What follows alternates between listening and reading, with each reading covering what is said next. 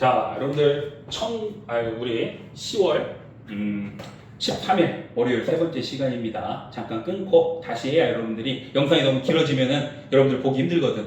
그래서 최대한 끊어서 이렇게 할 수 있도록 하겠습니다. 우리가 2교시 때 1920년대에 어떻게 보면은 일본의 통치 방식과 국내에서의 민족의 저항운동, 특히 민족주의 세력과 사회주의 세력의 통합, 신간회와 관련된 부분을 중심으로 한번 배웠죠. 이제 여기서 중요한 거죠. 1920년대 무장투쟁입니다. 근데 여기 보면 1930년대도 있어요. 이게 한인애국단이 1931년에 만들어지거든요. 일단 선생님 여기다 넣어놓긴 했습니다. 큰 흐름에서 넣어놓긴 했어요. 자, 그래서 여기 보면 여러분들 기억나실 거예요. 사실 여기 순서가 중요합니다. 순서가 중요해. 그래서 보통 선생님이 시험 문제 낼 때도 순서로 많이 냈고, 어떻게 보면은 이 당시 봉오동 전투에는 대한독립군의 홍범도, 청사리대전 북로군정대 김좌진, 이걸 키워드 중심으로 해서 이 두 사건을 중심으로 해서 이 흐름, 1920년대 만주에서의 무장투쟁 흐름을 여러분들이 기억하시면 됩니다. 그 밖에 의열투쟁, 이제 이런 조직적인 투쟁이 아니라 개인이 폭탄 들고 가서 던지고, 저 대표적인 단체 의열단, 김원봉 선생이 만든 거죠.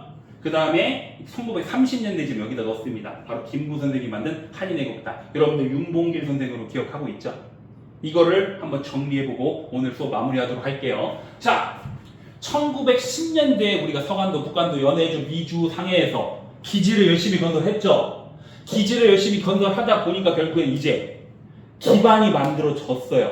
1920년대에는 이제 우리가 실력 발휘할 수 있단 말이야.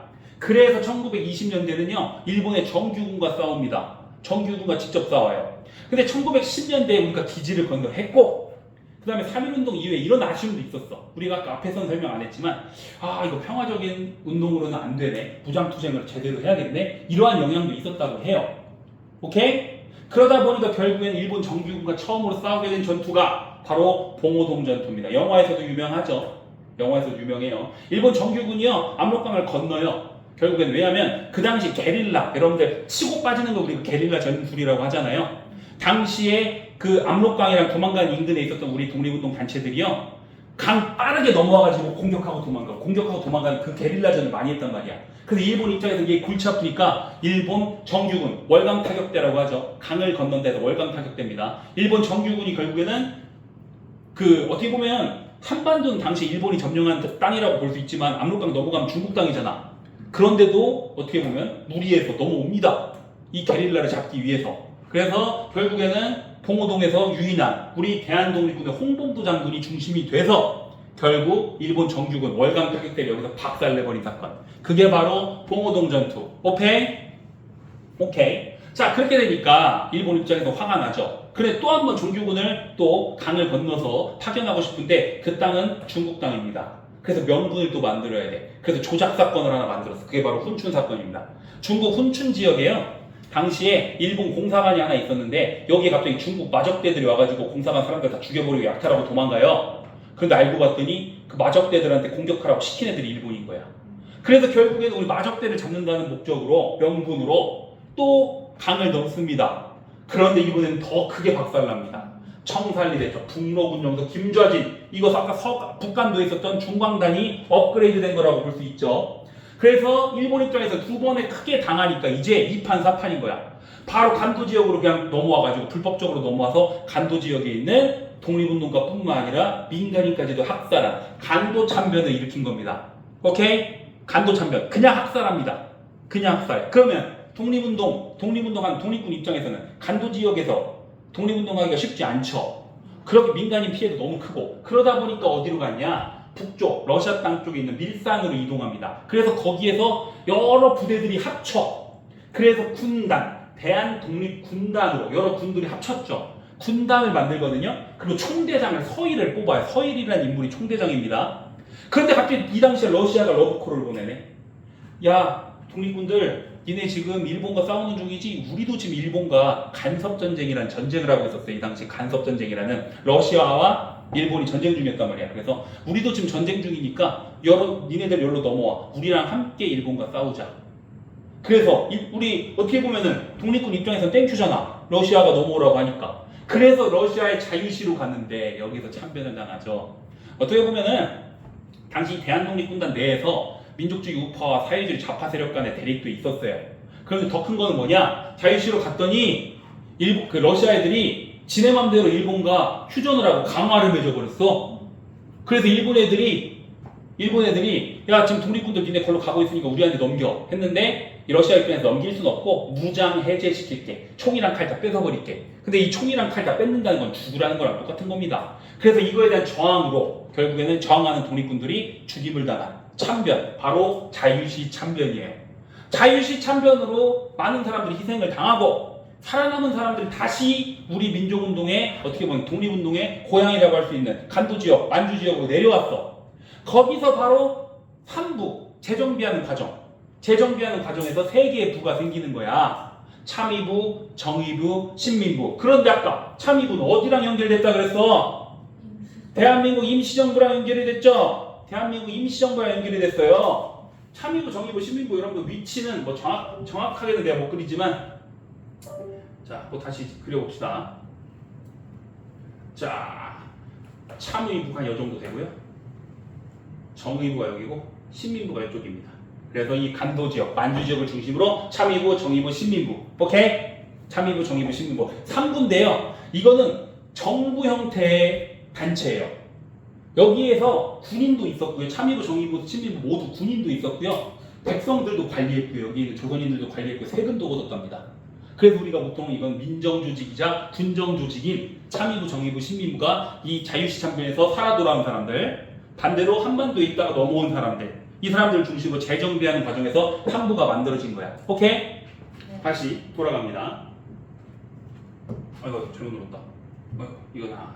자, 그러한 상태에서 어떠한 협정이 일어나냐? 미스야 협정. 미스야 어떤 놈이냐? 이거 조선 총독, 거기 총독부 아래에 있는 경무국장입니다. 경무국장 지금으로 치면은 조선 뭐라냐? 서울 경찰청장 정도 돼요. 조선 총독의 오른팔입니다. 그 미스야가요. 당시 중국이 어떤 상황이었냐면 중국도 분열돼 있었어. 특히 만주 지역은요. 중국 국민당이나 공산당이 다스리는 게 아니고 당시 군벌, 장림이라고도 불리고 장쩌린이라고도 하거든요. 중국 발음으로 장쩌린, 그 다음에 우리나라 발음으로 하면 장장림.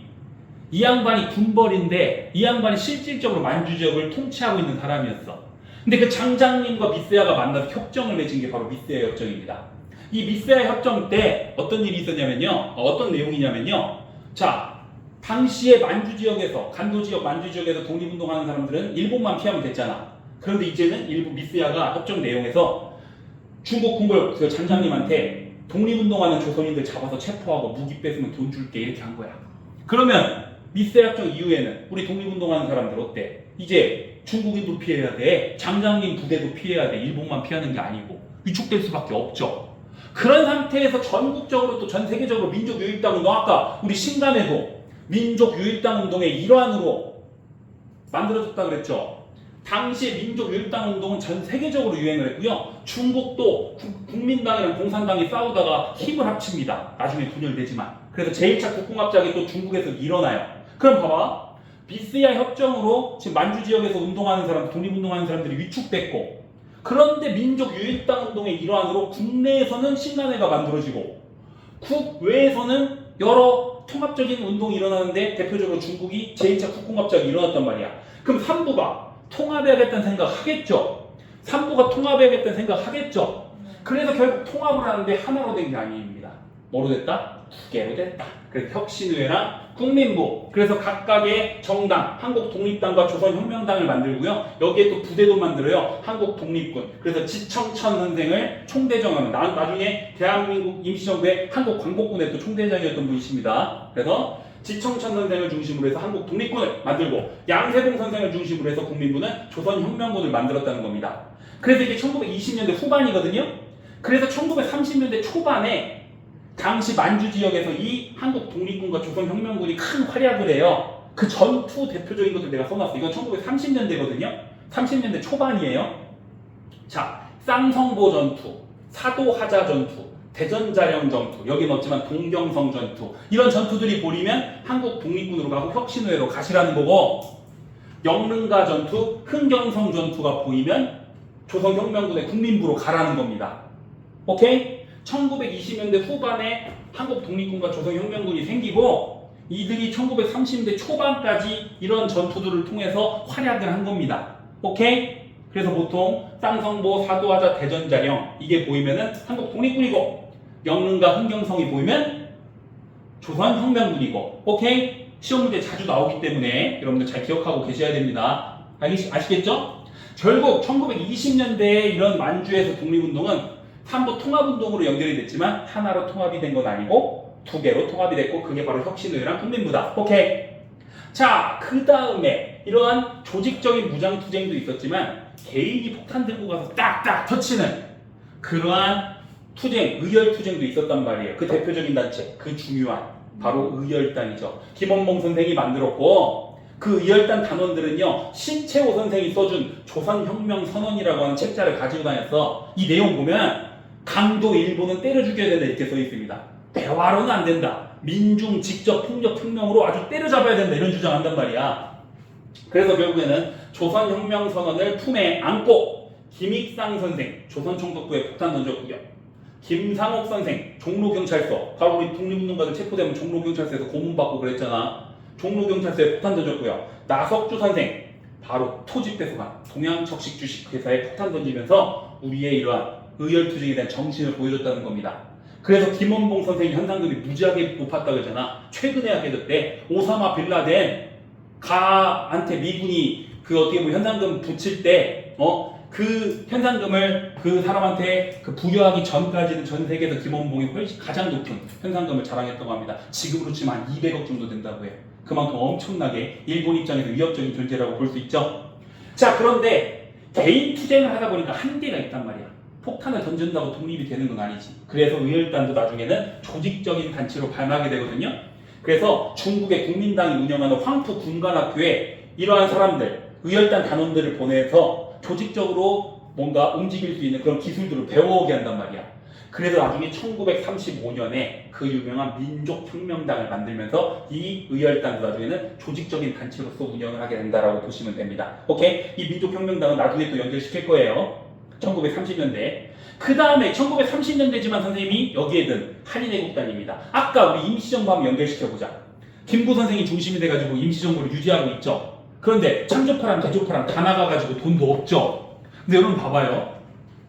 우리 스포츠 선수들이 어느 업체에 기업이나 업체에 스폰서를 받으려면 운동을 잘하거나 뭔가 성과를 내야죠. 그래야 업체한테 스폰서를 받잖아. 그것처럼 당시에 이 김구 선생도 대한민국 임시정부의 돈줄을 좀 확보하기 위해서는 뭔가 성과를 내야 된단 말이야. 그래서 그 성과를 내기 위해서 만든 단체가 한인애국단입니다. 대표적인 인물 두 분 계시죠? 이봉창, 윤봉길. 이봉창 선생은 일왕, 도쿄 가가지고 일본 천황이라 불리는 일왕한테 폭탄 던집니다. 터지진 않아요. 그렇지만 간담이 선을 했겠죠. 두 번째, 윤봉길 의사.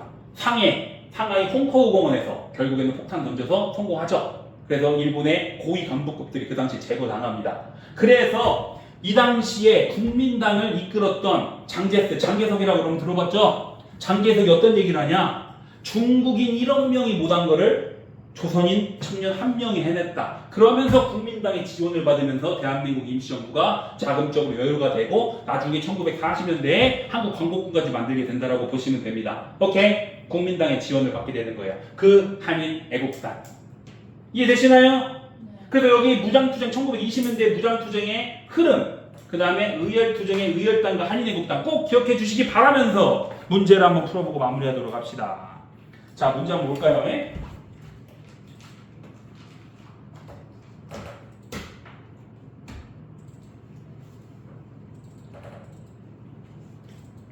자, 문제가 어렵지 않습니다. 자, 이것도 봅시다. 지도부는 광주학상 해양일운동을 전국적인 시운동을 확산시키기 위해 민중대 개최했던 그 단체 이름 뭐야? 신간의 답은 몇 번일까? 몇 번? 2번입니다. 민족협동전사가 좌우 통합적인 성격이라고 했죠? 신간의. 여기다가 활동 좀 더 우리가 추가해서 공부한다면 원단 총파업도 있고 60만 세운동과 연결시킬 수 있는 거고. 오케이? 자, 그 다음에 오른쪽에 있는 거 봅시다. 밑줄은 이 계획에 대한 설명으로 옳은 것은 이 계획, 수리 조합비 보자마자 뭘로 가면 될까? 산미증식 계획이죠? 산미증식 계획 1920년대. 그럼 답은 몇 번일까?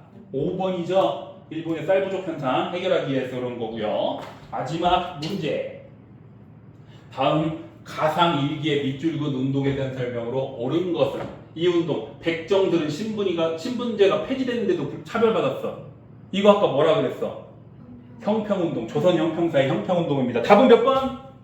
1번. 조선형평사. 이거 장소가 어디라고요 아까? 진주입니다. 진주. 가끔 진주 물어볼 때 이게 나오기도 해요. 오케이? 그래서 보통은요 진주 지역을 물어보면서 조선형평사랑 여러분들 우리 저번 시간에 임술농민봉기 시작이 진주잖아요. 그걸 같이 또 연결시켜서 문제가 나오는 경우도 있으니까 한번 연결시켜서 보도록 합시다. 오케이? 자, 그래서 여기까지 해서 오늘 수업 마무리하도록 하고요. 내일 모레까지 해서 전체 내용 여러분들 마무리하도록 하겠습니다. 집에서 꼭 복습하시기 바래요. 아시겠죠? 자, 여러분들 조심히 갑시다. 고생했습니다.